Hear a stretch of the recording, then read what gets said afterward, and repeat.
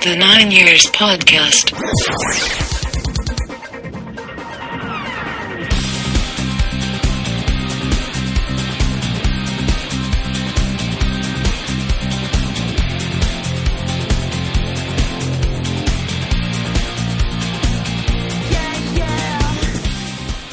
Welcome to episode 41 of the 9 Years Podcast, the nation's favourite AFC Wimbledon audio fanzine, with myself, Nick Draper, and Stuart Deacons. Plymouth's late equaliser at Cambridge last Saturday means our point at Stevenage actually became immaterial in our race for the playoffs. We are now confirmed as the 7th best team in League 2 this season, and now we await who our opponents will be in a two-legged semi-final. One from Accrington, Oxford and Bristol Rovers will miss out on an automatic promotion place and instead face a trip to Kingsmeadow at some point during the next 10 days. Yeah, I don't think anyone else can handle this, mate, I'll tell you. It was bad enough hearing that Cambridge were winning on their game on Saturday and think we have to wait until sort of Newport and all that sort of thing. But then the relief and the celebrations when we heard Plymouth equalise made me wonder what it might be like if we were to get to Wembley in a few weeks. It's exciting times. I think we've got every chance to do it.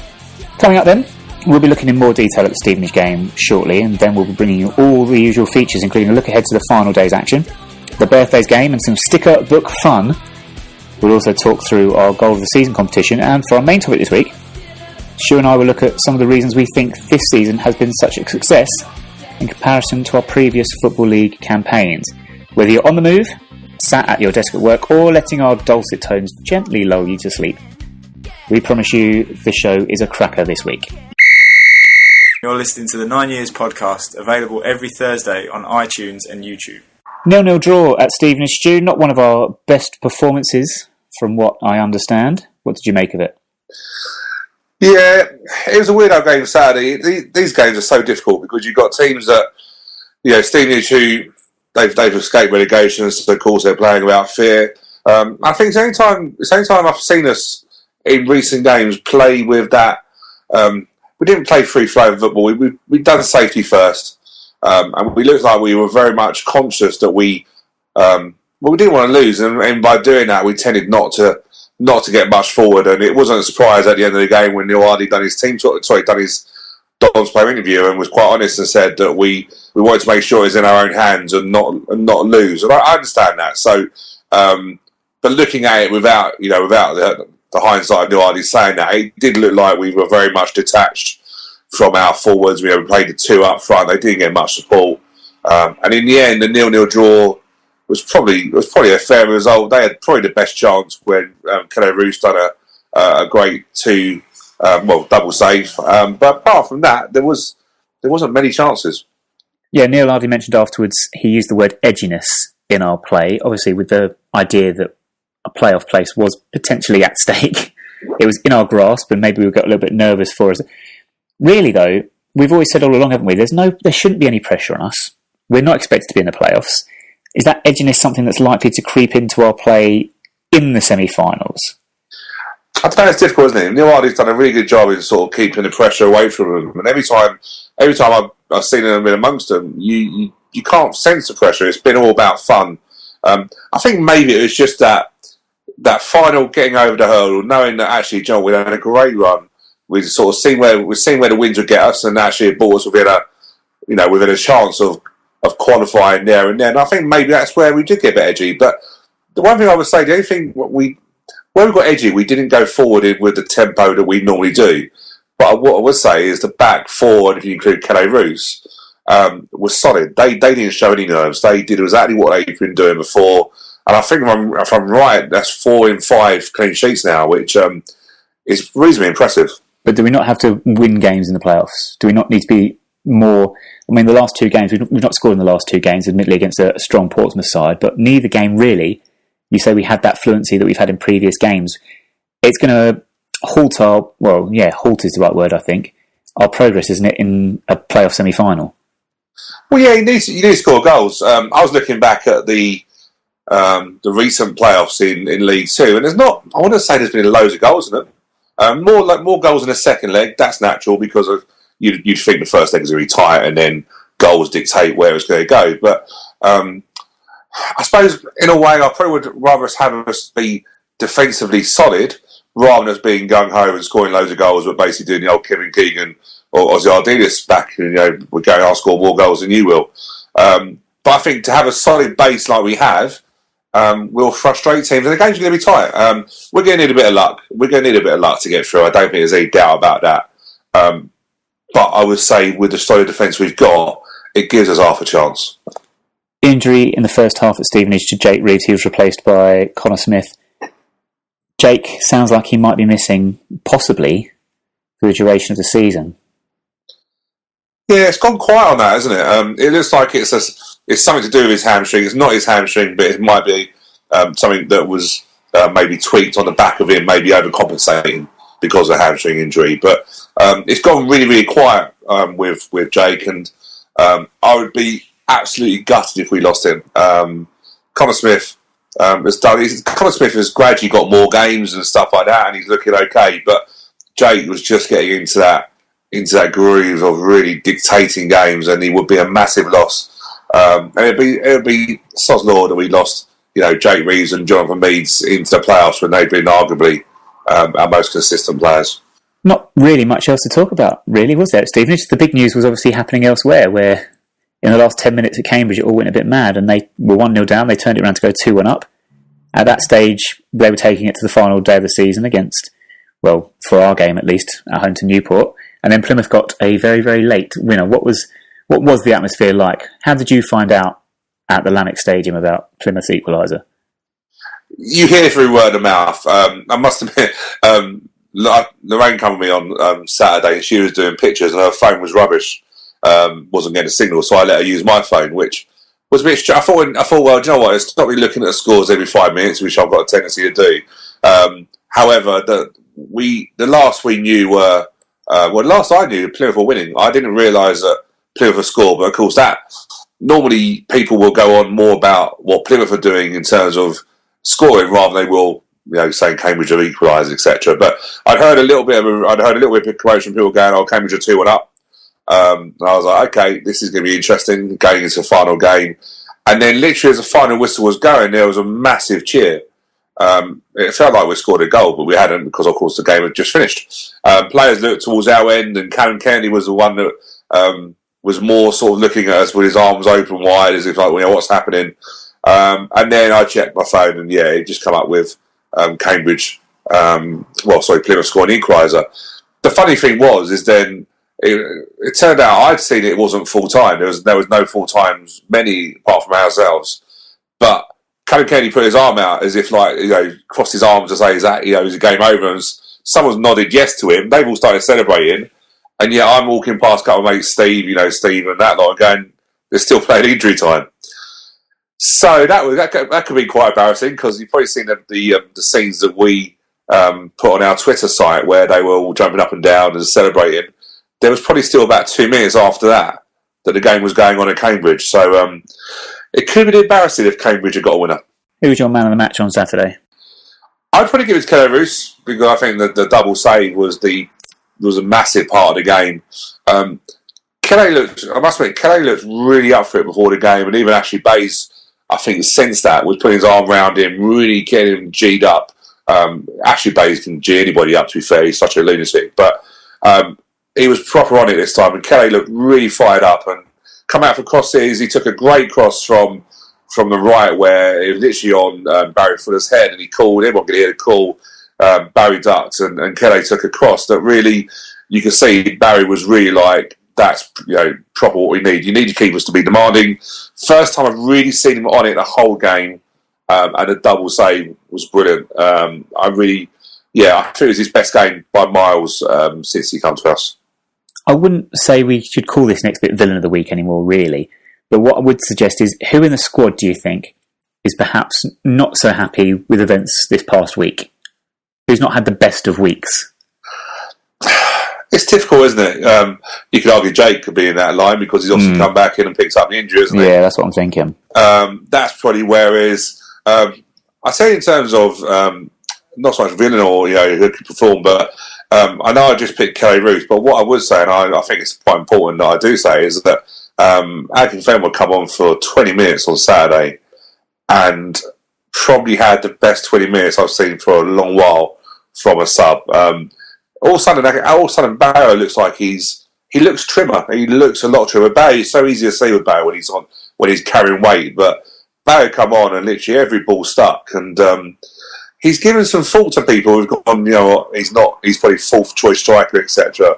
Tom Elliott recently hasn't been as brilliant as he was, and I just say Barry's given us a great option because he finally looks like he's fit, and did a great job on Saturday. Twitter Man of the Match poll, put up, as always, by Paul Raymond. Thank you very much, Paul. Kelly Roos was the outstanding candidate, and he walked it. I think we had the record number of votes, actually, for a Twitter poll this week, and Kelly Roos with 77%. Must be the biggest winning margin, I think, in the history of our Twitter polls, because second place, Barry Fuller, only got 13%. Paul Robinson, 8%. Sean Rigg, 2%. Yeah, that's about right. I think I'd go with that.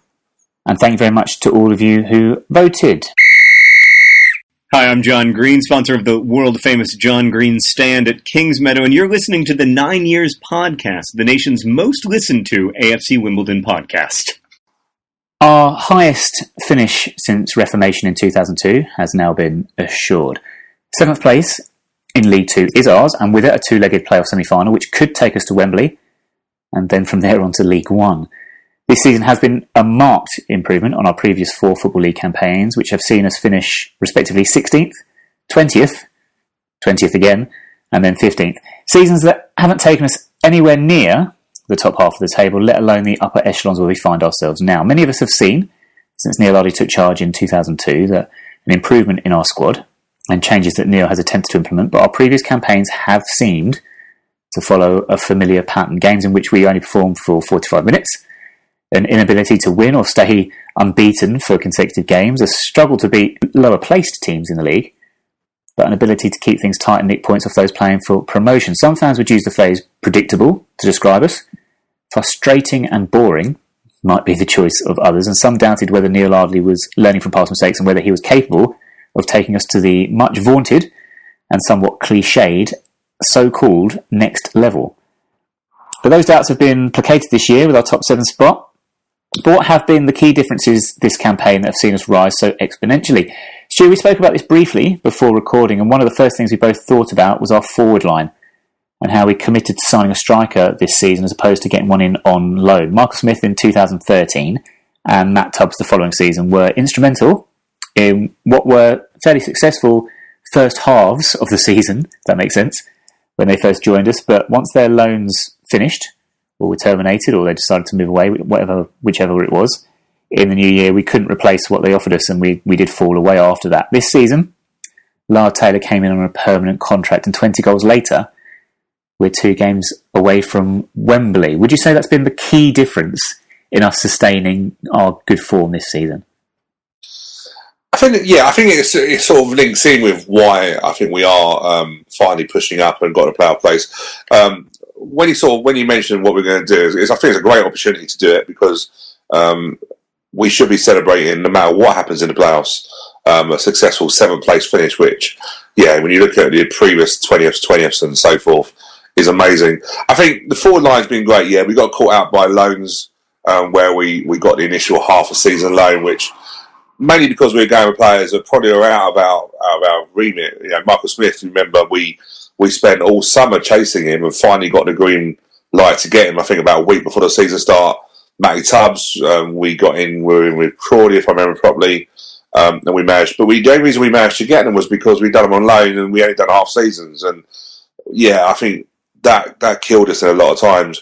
But I think my biggest one, I've got into 3 things that I think we've improved on the whole way through, and one of them is recruitment as a whole. If you look at a team that he started off with and where we are now, it's amazing. I think every season he's managed to ebb his way through and be either the club's got a better profile, Neil Ardley himself has got a better profile where players have recommended other players to us, and gradually our recruitment year by year by year has been nothing short of excellent. He really has got some players that we should never have got. But how key in that has been players such as Jonathan Meads and Jake Reeves, who were actually originally lone players. They were both, I think, brought in by Neil Ardley very early into his reign when he first took over from Terry Brown. Yeah, we took Jonathan Meads as a youngster, didn't we? And then, of course, we lost him to Oxford, and he had his fatal time there. We've had a few. George Frankham was on loan, not under Neil Ardley, but was on loan. We also had Aaron Morris, who we took from, wasn't on loan, but remember we took from, I think, Aldershot, was it where? Or he'd worked in with Cardiff. So he kept them links, didn't he? He kept them links very much through. And how can we forget, Deji, the other season where we got him on, no one heard of him in Cardiff. No one could pronounce his name, but he still can't. It's Oshilaja, isn't it? Oshilaja, yeah. Oshilaja. Dave. I think we have, we have got players on loan and then treated them right and done all the things. One of the things I look at is, Adabak and Fenway, it wasn't, when we got him that summer, we actually went in from the summer before. But he chose for whatever reason to stay at Gillingham and have another season in League One. He wanted to do that.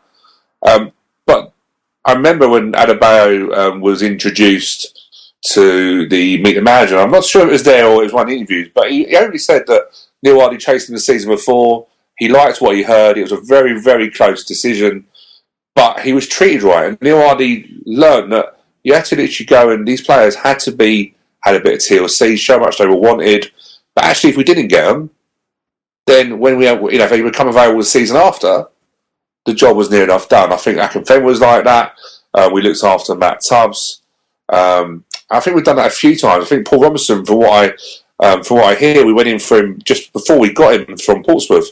We had got him from previously that summer, hadn't got him, but obviously left an impression with him that when he was then Pompey decided that he was available, it was a natural choice to come. So I think Neil Ardley and his team, it's not just Neil himself, his team, Neil Cox and Simon Bassey do such great work in that area. So if they're working hard to attract players, and then, as you say, once they're here, really make them feel part of it and want them to stay, or in many cases, as you say, like George Frankham's and Jake Rees and people, they want to come back again in the future. Is that team spirit been one of the key things then this season? Yeah, I think it's massive. There's togetherness. I've been lucky enough to be around it sometimes, on match days and stuff like that, do the kit, and they just generally are. They generally got a lot of time for each other. There seems to be no cliques in terms of you think someone like Akinfenwa would probably be the old statement that he would be the one that would dictate things, but he doesn't. He's very respected, but he's like he's very much like the rest of them. So I think that team spirit when they come in.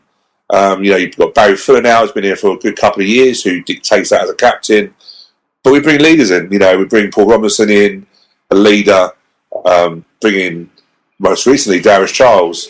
And if you read obviously, or read and listen to Don's player, Darius is quite. And I know when you come into a new club, you say all the right things. I get that. But he says he's loving it here, and he's settled in so easily. So no, I think the team spirit is.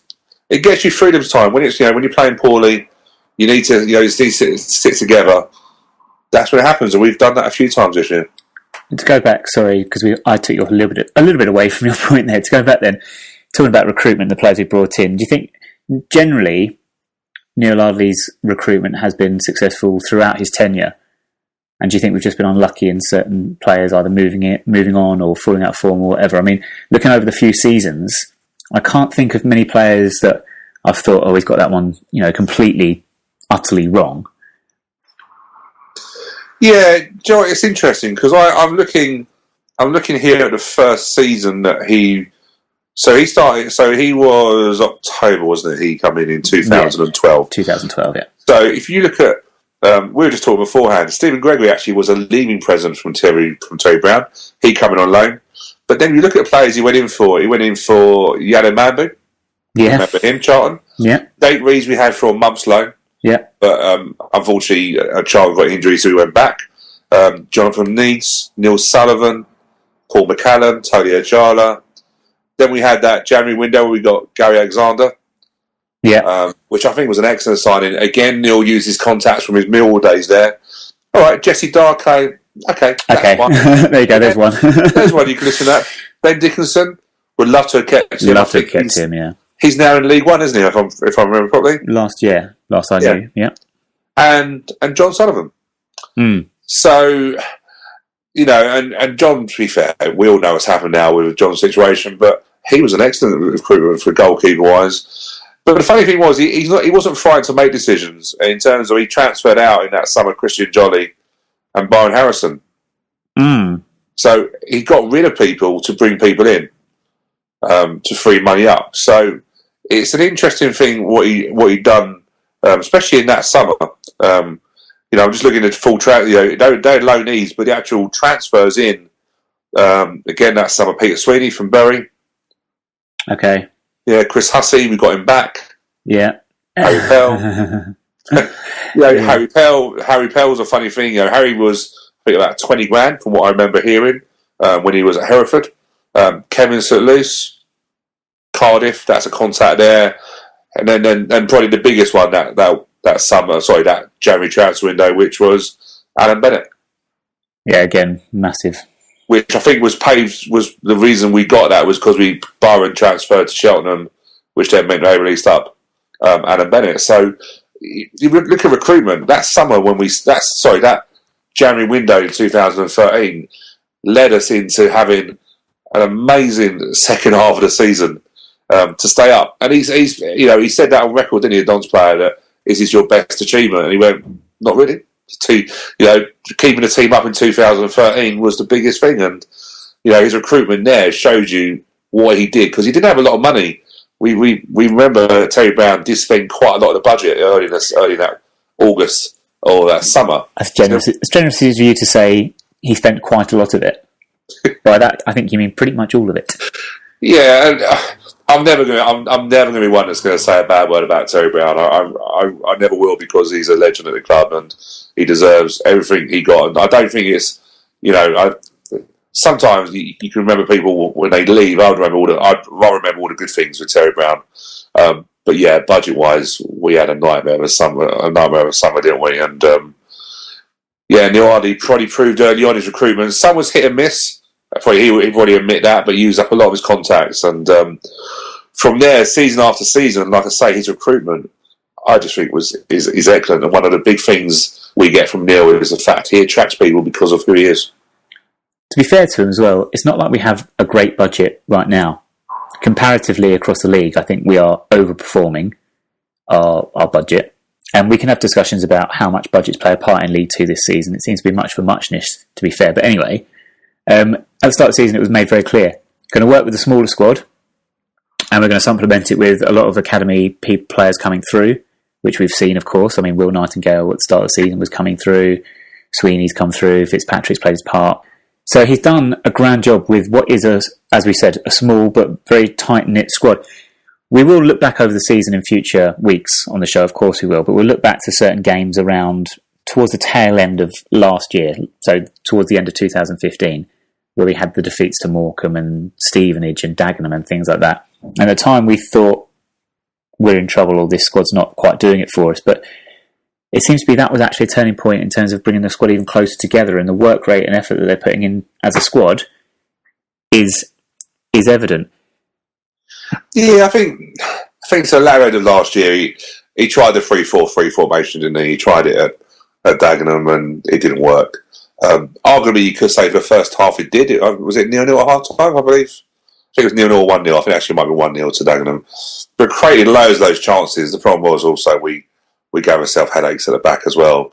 But I think, I think there's three things that I've put that I think he's key areas, I think, with Neil Hardy and what's happened, why we got to a player of his recruitment, the use of the academy, the youth academy, and tactics. I think, you've touched on there what I was going to come on to. The reason why we've been able to bring in probably, look at the 5 forwards we've got now at the moment, and also Darius Charles we brought in and Connor Smith and so forth. The reason we've been able to do that is because we supplemented with the youth academy. We couldn't do that in 2013. Couldn't do it in 14. Couldn't do it really end of 2014. But finding now we've got players. If you look at our bench, 9 times out of 10 you'll see probably 60-70% academy players on there. It means that we can offer them lower salaries, because then, if you remember, when we looked at recruitment, we did look a couple of years ago players that were living at home, because we knew we could put them up. We knew that they basically wouldn't want a bigger wage, but they would want to play League Two football. So we balanced it, knowing we could take the kids in, but also we could probably get good kids on low money. I think we've done that. If you look at Will Nightingale, Ryan Sweeney, Danny Gallagher's in there, Tom Beer, Adi Aziz, who's part of the academy sort of side of it. It means now we can pay the extra money for your Reece Murphys, Darius Charles, your Jake Reeves. Ada Kafemwa had probably a pay rise in the summer. Lyle Taylor. That's where the academy. It's not all down to Niwadi on his own, but if you look at Adam Reeves now, he's got some massive credit from Ryan Sweeney and Will Nightingale for really bringing him on from Mark Robinson in the under-18s. So that's allowed us to strengthen the squad in depth. And I think it's a massive plus point for us. No egos as well in that squad. And like we've spoken about the academy players coming through and supplementing them, they're obviously very, very grounded and things like that. They're coming into a squad where we don't have and I don't want to use the phrase sort of like, I don't know, bad apples almost. I think we can also point to that over previous seasons. Like, I wouldn't say that Neil Ardley, like I said earlier, his recruitment's been strong. There's been no players, Jesse Darko possibly aside, where you really can't see what he was thinking. Peter Sweeney might not have been the greatest success, but you could see his quality in there. Do you know what I mean? Kevin St. Luce was frustrating, but you could see what Neil Ardley thought he was going to bring to us. But we haven't this year got someone that's going to disrupt things like perhaps a George Porter or somebody like that. Is that unfair of me to say? No, George Porter. I think George Porter. I'll top of my head. I'm not going to sit here and go. Niwadi's been perfect, and every player he's got has been spot on. There's not. We signed Harry Pell for a fee. We ended up letting him go. I don't think we let him go for nothing when he went to Cheltenham, because he was a big player for Cheltenham last year in getting promotion back to League Two. But I think I would say 90% of his recruitment has been good. And remember, he's gone for top players. In the summer when you go for Akinfenwa and Matt Tubbs in the same summer, I don't know about you, but I remember going to work and some mates going, "What's going on? What are you offering them? You must be offering loads of money." We weren't. We just had the balls to go. We had the balls to go for these players. So, George Porter didn't work out. Reportedly, did have a bit of an ego, wanted to start. But then I think his man management can be good. David Fitzpatrick, from little things that I've heard, wants to play, thinks he should be playing, especially last season, early part of this season. But Neil Ardley both said you weren't working hard enough. You've got to work harder without the ball. You've got to do this. You've got to do that. Went on loan, come back, and from what I've seen, David Fitzpatrick now is progressing again. So his man management also has to be good, because with egos and players that we've got some strong characters at the club. He's had to manage those, but I think he does that very well. Tactically, what's changed this season, from my point of view, like you said there on your list of things, tactics is one of them, and the 3-4-3 and things like that didn't work. But this season, once we ditched the 3-4-3, it does seem to me that Neil's sort of woken up to this idea that just being solid and not particularly, doesn't have to be particularly exciting, but grinding out results in League Two is the way to sort of maybe be successful. And I think we've seen a lot more of that this season. There are games we've won this year which we wouldn't have won in previous seasons, in my opinion. Crawley the other week would be a fine example of this. York City, I know, all right, Jake Reeves scores a wonder goal, but you know what I mean? Games that we would perhaps have just heads down, given up on, but we kept pushing. But it's not exactly been the greatest football we've ever seen, I wouldn't suggest, but it's more effective, isn't it? Yeah, sometimes we played ugly. And we haven't played ugly all the time because of the pitch. The pitch has been fine for 3/4 of the season. Majority, but yeah, we have played ugly. We have knocked it long. Tom Elliott, big 6'4". Lyle Taylor, 6'1". Bayo, I don't think Bayo's 6 foot, but he might as well be for what he gets. For what he gets around. Yeah. But I think, and to be fair, Adi Aziz is not the weakest in the air either. But yeah, I think we are a size. I think he wanted to go. Obviously, yes, he did want to look at the three up front. That probably got a little bit, maybe, I think what Neil Ardley's realised through tactically, I think, is early on he tried to do things that they just weren't ready for or just weren't good enough to do. So his levels were a little bit above the players he had. And I think in times he sometimes tried to push things through that it was too much for them. And sometimes when he simplified it, that was better. I think, I would still say tactically he's still pushing. A couple of times this season he's won some good tactical battles with managers. He won the tactical battle at Pompey in the early of the season, where he played of trying. He played a diamond in the midfield, stopped Pompey scoring, which at that stage I think they scored every home game, and totally stifled out Pompey. So he's got the formations and stuff. He's regrouped when we've been at Accrington, been at Newport. He isn't trying to muck things around. What he's looked at this year is a strong back four. I was saying to you on the back of the winner, the draw at Stevenage, but that back four have all been involved in playoffs. All been in, one playoffs.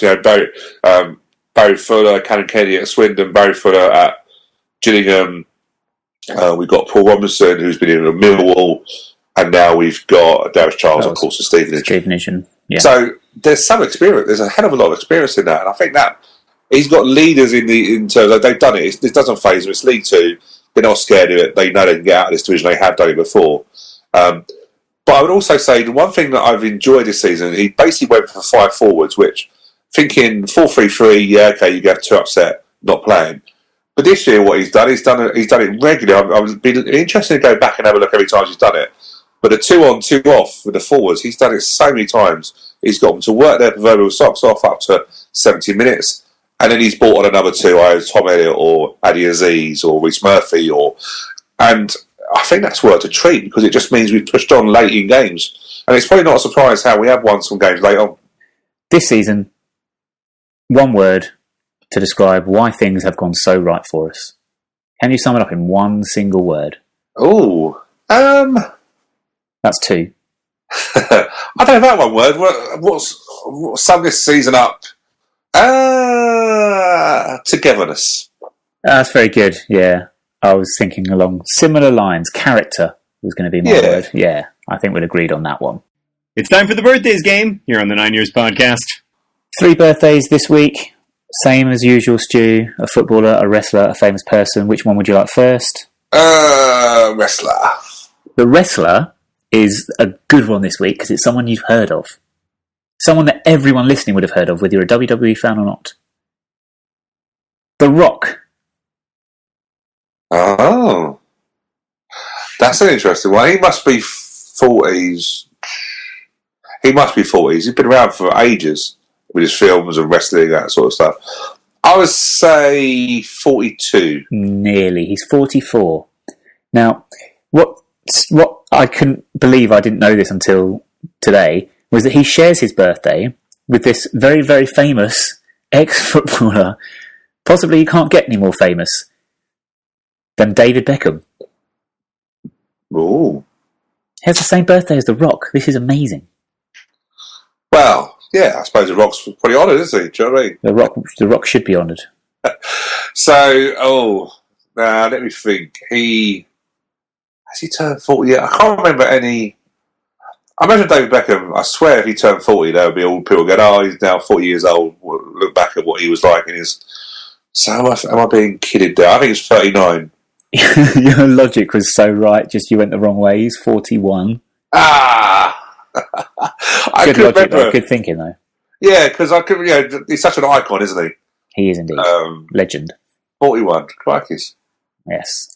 Finally, then, famous person is the brother of John Green, the man who narrates the intro to the birthdays game.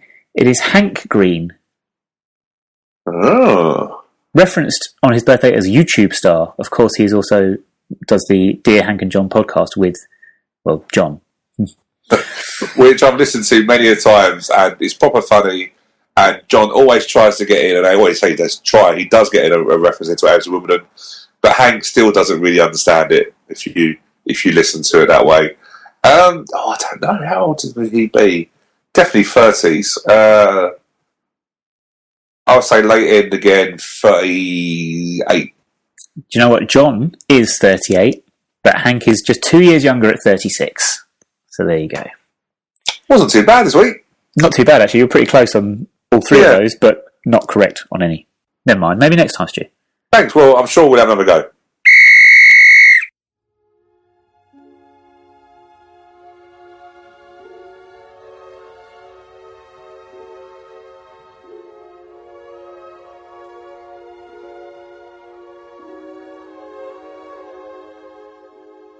Brings us nicely to my favourite part of the show, Birthdays game used to be my favourite part. It's changed now, obviously, because it's sticker time. Stickers time. Stu, you have joined the sticker book craze this week, I understand.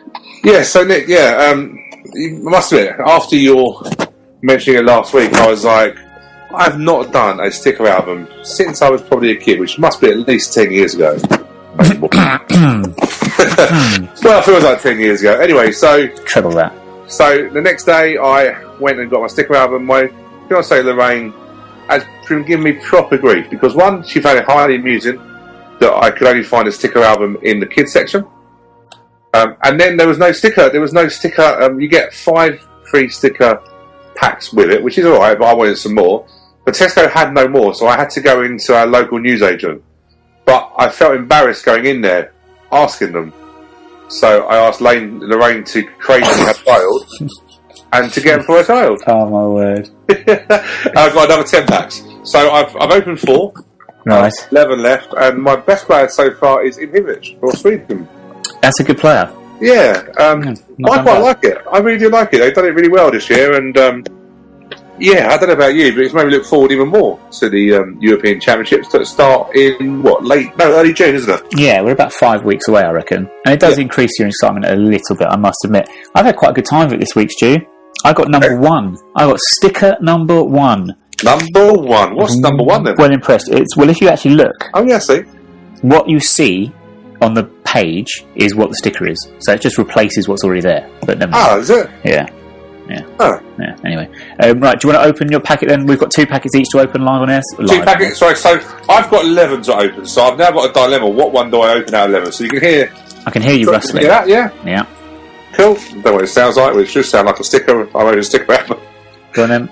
Right. And by the way, did you always used to get 5 in these? I thought you used to get 6 in the other ones. As long as I can remember, it's been 5. Okay. Maybe back in the old days, you used to get more.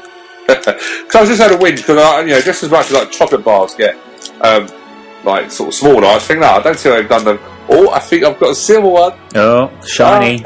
The kid in me is coming through. Now this is this is a bit announce that on freaky. air. This is a bit freaky. You had a player last week who I think I've just got. Who is? Well, that's not. Is that freaky? But okay. A Christian Fuchs.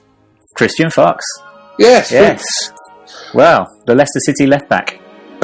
So I have him. I have Edmar, who I don't know who he plays for. Who's Edmar play for? No idea. I don't know who he plays for. In yellow kit. Colombia? No. I don't know. It's European Championships. He's in a yellow kit. I don't know. 1 second. I'm a bit. This is where my international football knowledge sometimes might let me down. Not bad, but I haven't got a clue who he is. He is number 284. So I'm drastically going through my album now. Ukraine. He's Must Ukraine out of a yellow kit, wouldn't it? Cool. There you go. I've got another Swedish person. I've got Pierre Bengtsson. Right. I've got David Lafferty, Great. who's Polish. Right. And I have the Slovenian badge. Oh, you got a shiny. I got a shiny one. Very nice. This is the problem when it comes to, we'll come on to swaps in a minute, is when you get all these random players that you've never heard of and you're like, I don't know if I've got you or not. But, okay. Right, I'm opening one. Can you hear that? I can do. Oh, I've been blessed. First one out is Martin Skirtle, somebody I've heard of.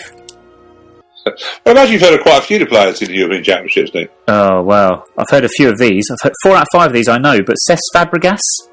Ah. That's a swap. I've got him. Yeah. You're right there. Sound like you're falling over. I've got a Watford player. Oh, my word. I'm not even touching that. Craig Cathcart, Northern Ireland. Of course. Well, this year, the funny thing is, Michel Platini decided that he wanted to let more teams in, so he gave Northern Ireland more of a chance. And the funny thing is, they qualified under all the other years, wouldn't they? Yeah. And Scotland still couldn't do it. Scotland still couldn't do it, but that's the Swedish for you. There you go. Apologies to all the Scottish people, I do apologise. I have an Icelandic, Ari Skulason, no idea. Ari? No idea. And Toby Alderweireld, the Tottenham player, who I can never pronounce his name properly. Toby Alderweireld. Oh, he's a centre half, isn't he? Yeah. That's a decent one then, isn't it? Yeah. Do you want to open your next ones at the same time? I will do. Right, so... I'm opening mine as well. I think I might have another swap. Oh, no, that's alright. No, I don't. Cool, right. I just love the way we do this on a podcast. I hope the sound effects do bring it forward to how exciting this is. So, some sound effects, yeah. That mention about that kid that's inside you, less of that. Right, who have I got? I've got some person who proper smiles. He must be really happy to be in the squad. He's a proper smiler. I've got Fedor Smolov. Bless you. Russian. No idea. I've got him. I've got the two. You only get two players on one. Yeah, I've got a couple of those. Yeah, split screen. Yeah. I've got Samvida and Korluka. I've got one of those. It's Leighton Baines and Adam Lallana. Got quite a few in there already. Okay. Now this is a problem. I have a dilemma. You can't pronounce the name. No, I can. I can also pronounce the club he plays for. No. But they should not be a club. They are no way. They are not a member of the Football League. Do I strike and not allow them in my team? You must. If they're a club that you can't mention and they're not members of the Football League, then what? Play for Bromley or something? He's a Welsh player. Yeah, I'm not. Don't mention him. Yeah, his hair is proper out of control. I have a dilemma. Just don't put it in. Just cross his name out and just leave a blank sticker in your book. Can I not just put him in and then cross out the name of the club? Yes, that's a good idea. Actually, do that. Yeah, I'll do that. Thank you. Okay. What are the odds Moral of that dilemma. And I've got Shakira. Now, is that sticker number 95? If it is, no, number 116. Oh, that's so weird because I've got Shakiri as well, but it's sticker number 95. I've just opened it. Well, I've got Shakira, so I've got a bit of a music album going on now. Well, you've got issues anyway, but yeah. So there you go. Both got Shakiri, and I've got a split screen again. I've got Marco Royce and Mario Götze. Good sticker. Götze. Yeah. Good sticker though. Yeah, I'm quite impressed with that. What about swaps? Because I think I've just got some more swaps. I don't know any swaps, mate. Have you not got any swaps? No, because I made this. So I had 4 packs. This is my 6th sticker pack. I don't think any of them I've got. So at the moment, I have no swaps. I've got 5. I've got a packet worth of swaps already. How many packets out of curiosity have you purchased? I reckon 11. Okay, so that's... Yeah. So the 5 that came with the album, and then I think I bought 3 sets of 2s. That makes sense. Yeah. And then if I'm lucky, my mum will buy me 3 on Friday. So yeah, I've got like Adam Lallana swap, Fabregas, Griezmann, and then a split screen swap of Zoltan Gira and Laszlo Kleinheisler. Wow. I like I say, I will try and get my sticker album up to date, and then of course when we record our next week's podcast, which will be tricky, as we will come on to, because we don't know when that's going to be, because of course the Football League have not told us when we're going to play. So who knows? But yeah, I'll make sure. I'm sure I'll get some swaps. But it was interesting. My fiancée tried to mock me this week about how I'd been the only person. Well, you obviously because yourself also, but she cast you as a kid also as well. That we'd be the only people playing it. However, my Facebook was inundated with people going, "Oh, what else do you do? I've now got someone to do swaps with." Yeah, it's been quite good. Loads of people I know are doing it. Mostly teachers. So there we go. Well, they're the ones who've got more time on their hands, haven't they? Oh, let's not pull at that thread right now. Moving swiftly on, right. This past Monday, we launched our Goal of the Season vote. There are 10 choices. Go to our Facebook or YouTube pages to see the video of all 10 goals. And in fact, you can skip straight to the video if you go to www.tinyurl.com/GOTS-9YRS. That makes a lot more sense when you actually see it written down. Thanks to Paul Raymond for sorting that one out. Then you can, once you've done that, follow the voting instructions on the video to have your say. Stu, you selected the shortlist of 10. What was your criteria in picking a goal worthy of being voted for? My favourite goal of the season is depends very much on what you like. It depends if you're a bit of an Arsenal fan at heart, or a bit of an Arsenal lover of Barcelona, like a bit of a team goal, or whether you want that little bit of skill, or whether you want a moment. So whether you want a winner or that sort of thing. So what I tried to do was, to be fair, I think I did a list of 16, didn't I, originally for you? It might be higher than that. Sorry? For the podcast? Yeah, well, when we looked at doing a list, I think I've got 16, 18 goals, I think. Yeah, 16, I think. And then you said narrow it down, and I was like, oh. So yeah, so what I tried to do in the end, I had Lyle Taylor for quite a lot of goals. It probably makes sense because he's got 21 goals this season. He's got 20 of them, yeah. So I think in the end, I whittled his down.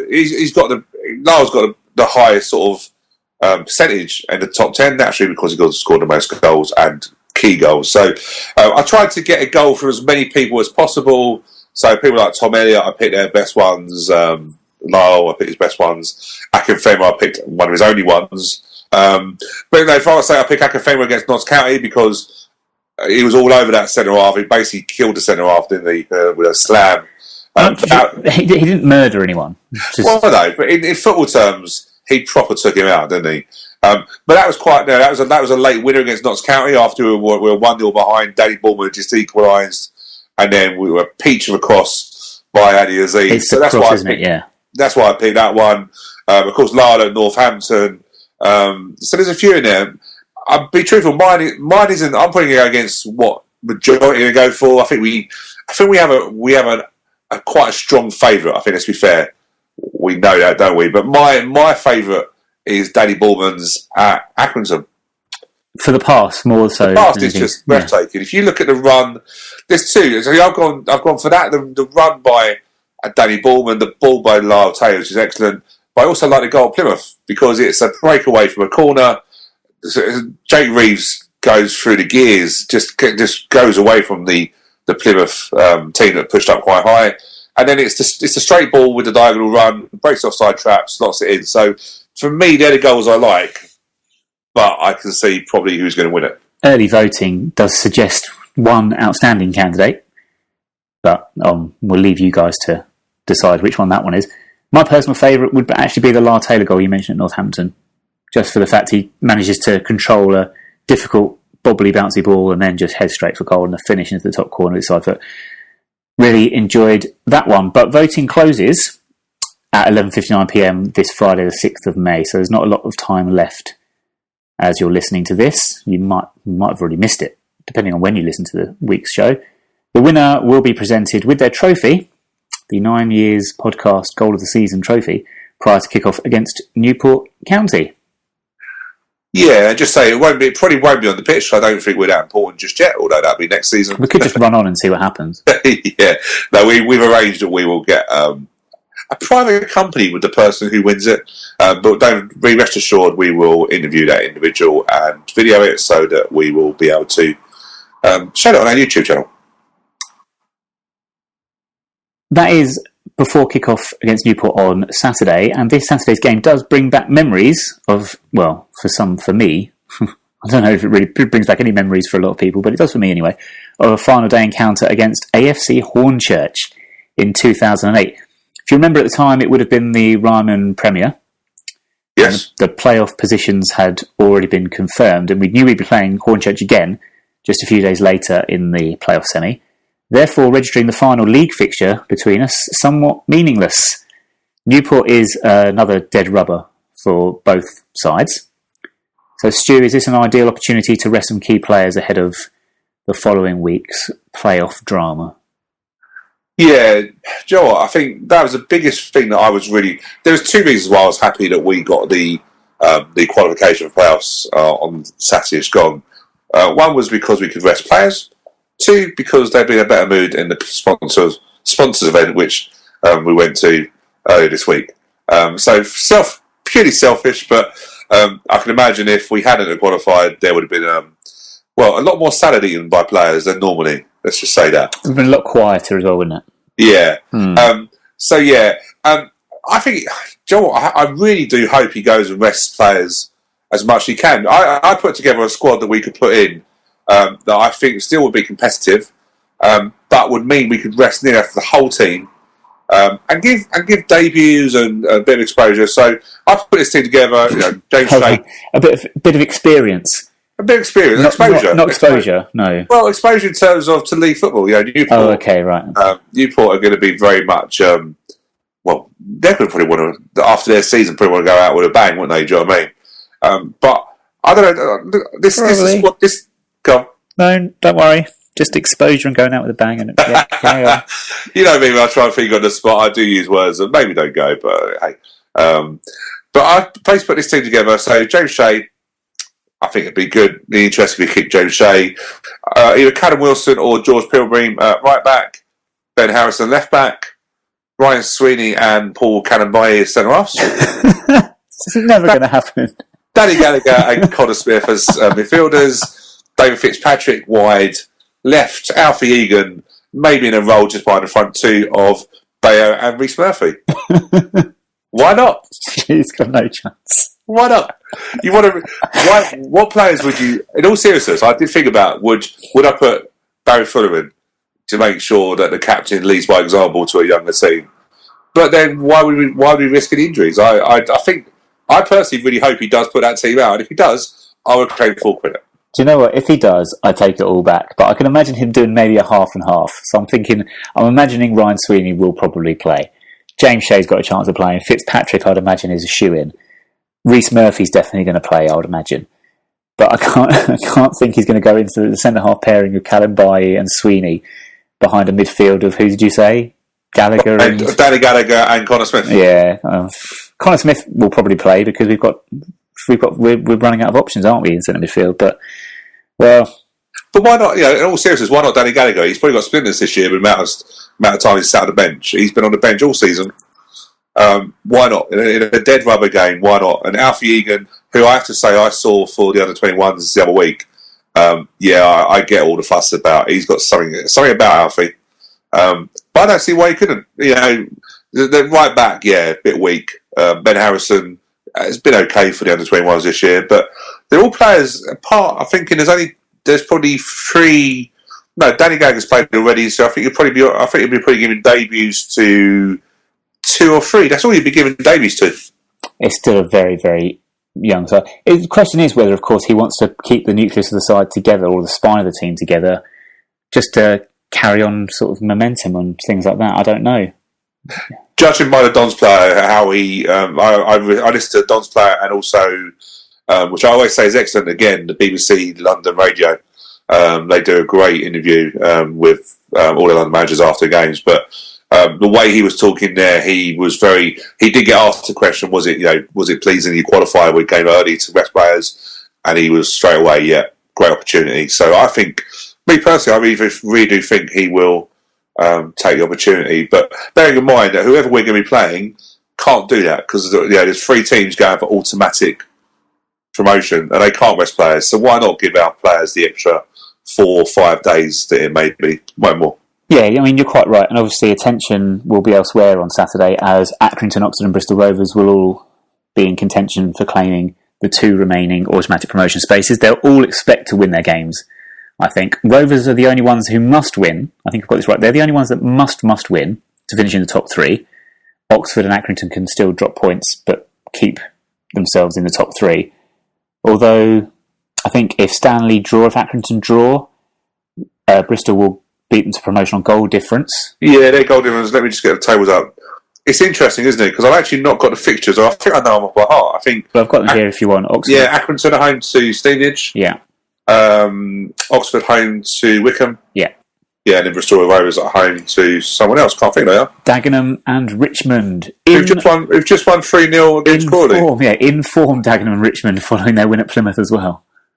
So it's interesting, isn't it? So the goal difference is. So I'm in a dilemma who I'd want to play. I'm sort of thinking out loud. Bristol Rovers is probably the most likely. Bristol and Oxford are the teams that are local. Yeah. Oxford don't really want to touch them just because they've got too many goal scorers. Bristol Rovers, Matty Taylor, they don't get many goals from elsewhere, but a strong team. Accrington, just too far, but has the best pies in the league. So this is not based on anything to do with our chances of winning the games. They're based on who has the best catering. Well, the thing is, Bristol Rovers got a good catering as well. That's what I was thinking.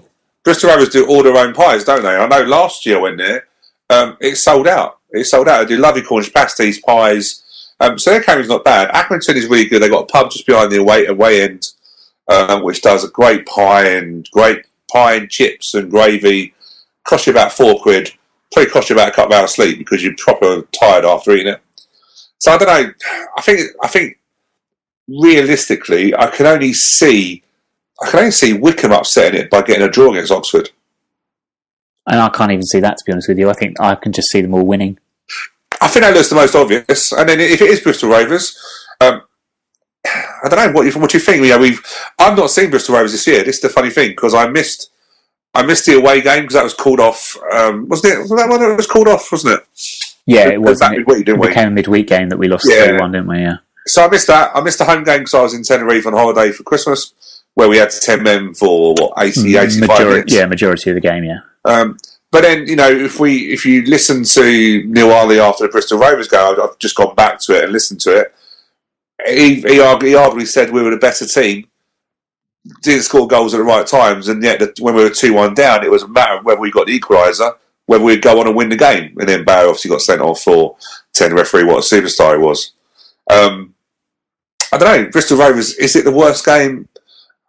I don't know. It's interesting, but none of them are preferable, are they? What I think the preferable choice is for it to be one of Oxford or Accrington, only because they would have been in place at the start of the day, and they'd have dropped out from automatic promotion by the end of it. Do you see what I mean? So yeah. Bristol Rovers can probably have half expecting that it's out of their hands, really, because if Oxford and Accrington do what they need to do, then Bristol Rovers doesn't matter. So they might already be thinking, have half an eye towards a playoff anyway, whereas I can imagine Accrington, if they were to fall out on the last day, would probably be gutted. Well, yeah, I've forgotten. I've just forgotten the name of the Accrington standing manager now. But Coleman. Sorry? John Coleman? Oh, yeah, because he's been there before, hasn't he? Yeah. He interview after Wickham game was very much an interesting one, as if trying to...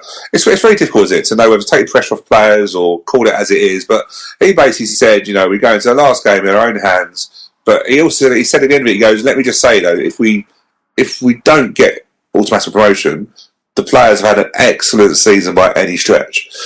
It's very difficult to know, isn't it? Is he there preparing them just in case? Should a manager be going, we go into the last game in our own hands, we will qualify?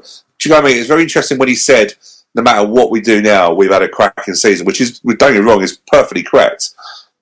But was he just a little bit sort of keeping it open just in case? It's difficult how you play it, isn't it? Gut feeling, who do you think we're going to be playing in the playoffs? Gut feeling as it is, Bristol Rovers. Definitely gut feeling. Yeah, I'm going to go with you. I will agree with you on that one. Don't forget, though, updates from the Newport game and anything else that goes on will be available from all the usual channels through us at 9YRS Podcast on Twitter, Facebook and Instagram. You can join the conversation on all those three channels as well.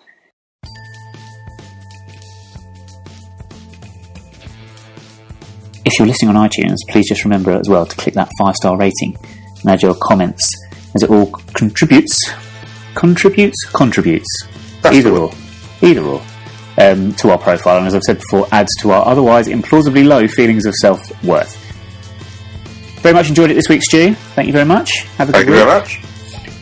And that brings us to the end of today's show. So we'll see you next Thursday for a look ahead to all the playoff games across the divisions, not just our own, as well as welcoming Louis Van Gaal and Culture Secretary John Whittingdale to the show for a little bit of a chat. Mind boggles as to what they might discuss. We'll see you then.